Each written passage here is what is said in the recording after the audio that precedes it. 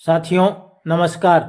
मैं दिलीप बिदावत कुर्जा मरुभूमि के प्रति प्रेम यूट्यूब चैनल पर आपका एक बार फिर गणमान्य स्वागत है।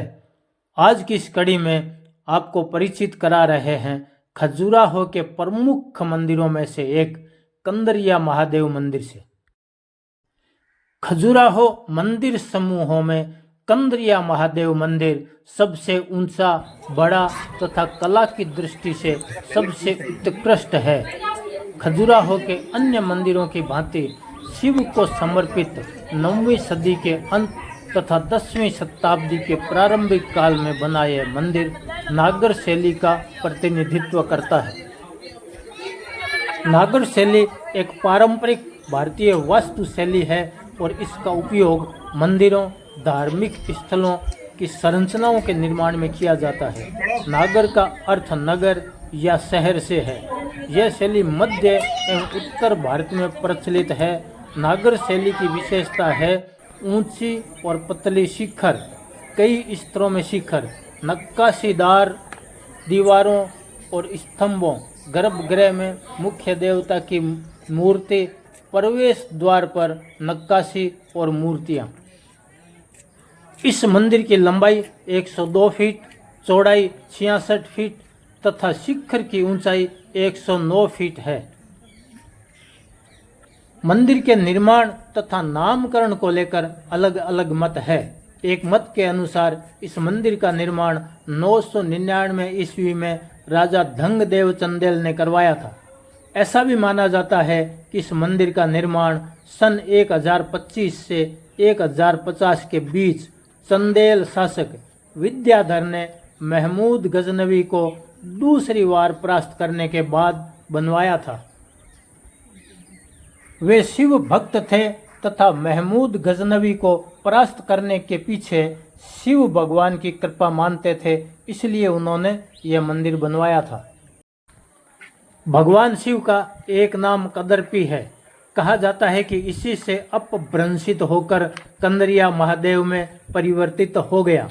यह भी उल्लेख मिलता है कि मंदिर में प्रवेश करने पर ऐसा आभास होता है कि किसी गुफा में प्रवेश कर रहे हों। गुफा को कंदरा भी कहते हैं, इसलिए इसका नाम कंदरिया महादेव हुआ।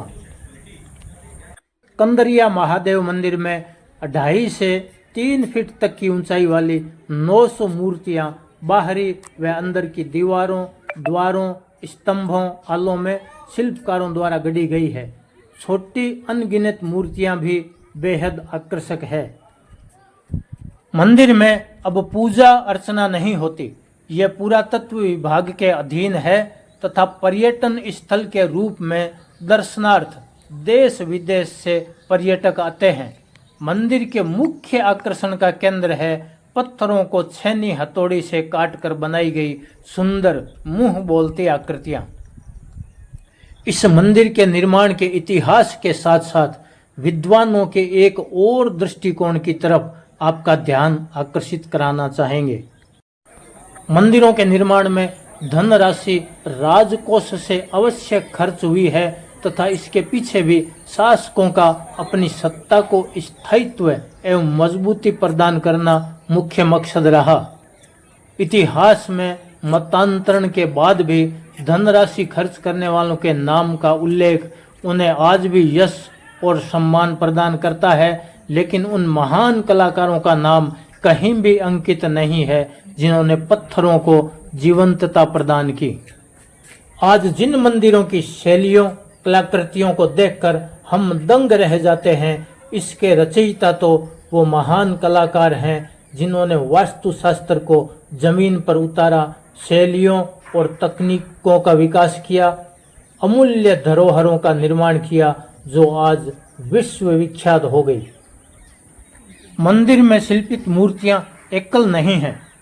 एक ही प्रकार की मूर्तियों की अनेक जोड़ियां हैं जिन्हें अलग अलग पंक्तियों व स्थानों पर लगाया गया है, लेकिन इनके आकार, उभार, मुद्राओं और भाव भंगिमाओं में रत्ती भर का अंतर नहीं है। उस जमाने में वर्तमान जैसे उन्नत आधुनिक मापक यंत्र और मानक नहीं रहे होंगे। हाथ, बेंत, अंगुल, पैर, पाउंडे या फिर डोर अथवा पतली तार, तिनके, लकड़ी के टुकड़े मापक रहे होंगे जिनके सहारे छेनी और हथौड़ी चली होगी। 100 फीट से अधिक ऊंचाई तक तराशी गई इन भारी भरकम शिलाओं को शिखर तक ले जाना तथा योजनाबद्ध तरीके से फिट करना कोई आसान काम नहीं था।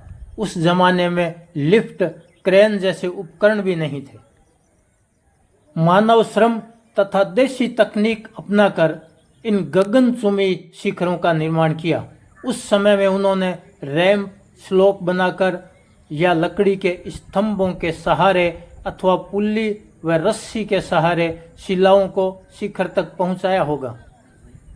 एक पत्थर को दूसरे पत्थर के साथ फिट करने के लिए पत्थरों की गढ़ाई तालाकुंची तकनीक से की जाती थी। आधार पत्थर को खोखला किया जाता था एवं ऊपर या साइडों में लगाए जाने वाले पत्थरों में उभार दिया जाता था।